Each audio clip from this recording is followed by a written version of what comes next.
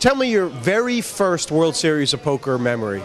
My first World Series memory was walking in the door in Binion's and going, wow.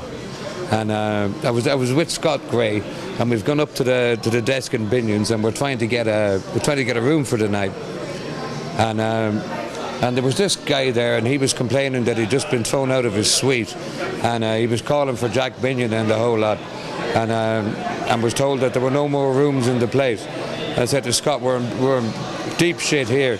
And Scott said, yeah, we are. He said that's Doug Brunson. Scott and I were both broke, Scott Gray, and we borrowed 200. I think it was punts in those days, and we ran it into about 10 or 12,000, and then decided that was enough to go on and take on the best in the world. I think we went through Houston or somewhere, and they asked us how much money we had, and we told them we were going to play the World Series of Poker.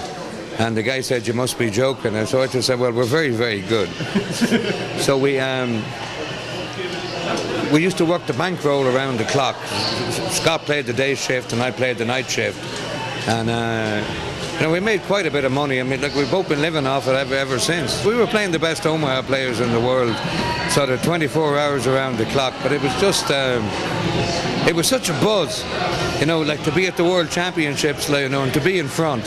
I mean, they got me then. Like, I haven't missed a day of a World Championship ever since. What else did you like about Binion's? I mean, there was Binion's, there was the Nugget. What kind of things would you guys do? I mean, we weren't doing anything except playing poker around the clock, but I know Binion's was great. I mean, they used to look after us. Scope was the floor manager. We never got a bad ruling, but there was a huge camaraderie around about then that doesn't exist now. Tell me about your favorite main event champion.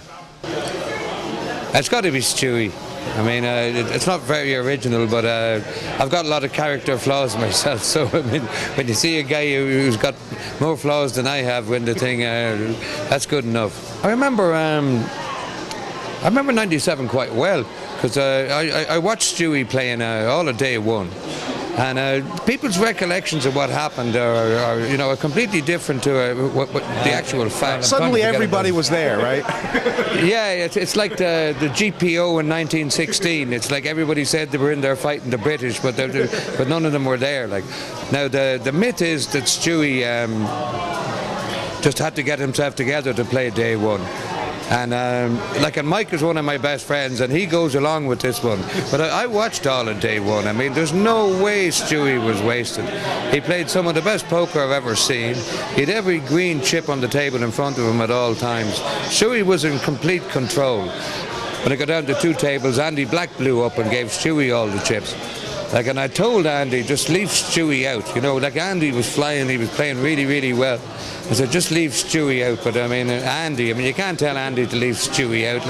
He's just not going to do that. But Andy went after him. Well, good luck to Andy, he did. But I mean, Stewie just did him up like a kipper. And Andy ended up in a Buddhist monastery for five years after it. Now, Padraig, 2010, what can you still love about the World Series of Poker?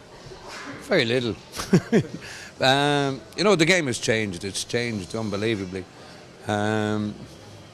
There's a lot more people playing, but it's a different type of person that's playing. I mean, if you sat down, the game I fell in love with doesn't exist anymore. When I used to play poker, you sat down and either the guy on your left was a character or the guy on your right was a character, and you were guaranteed to have a good laugh. I mean, you are here, so where is the moment of magic for you? The moment of magic is there's still a little bit of fun around. Probably the funniest thing that happened since I got here was there was a great table right beside me, and there was David Benjamin was at it, Marty Smith, Michael Kiner, Robert Williamson. So there's a bit of fun going on over there. So I spent most of my time over there chatting to the lads. But Marty Smith came up with a moment of comic genius, that makes the World Series what it is. It was I remembered I owed Marty 200 from the previous day. Yeah. So I've wandered over to the table, and just by chance, Marty's got all his chips in on the river, and Kiner is thinking about it. And as Kiner passed, and Kiner's a friend of mine, I threw 200 to Marty. And the dealer, I mean, who was obviously a bit of a sickie, said to Marty, "What was that all about?" And he said, "Well, Padraig bet me 200. I wouldn't bluff, kind of." So I asked him afterwards, "Were you bluffing?" He said, "Of course I wasn't." At what point this year will the main event be exciting to you? The day before you sit down, the day you sit down, getting to day 3. I mean, when will it start to be hello?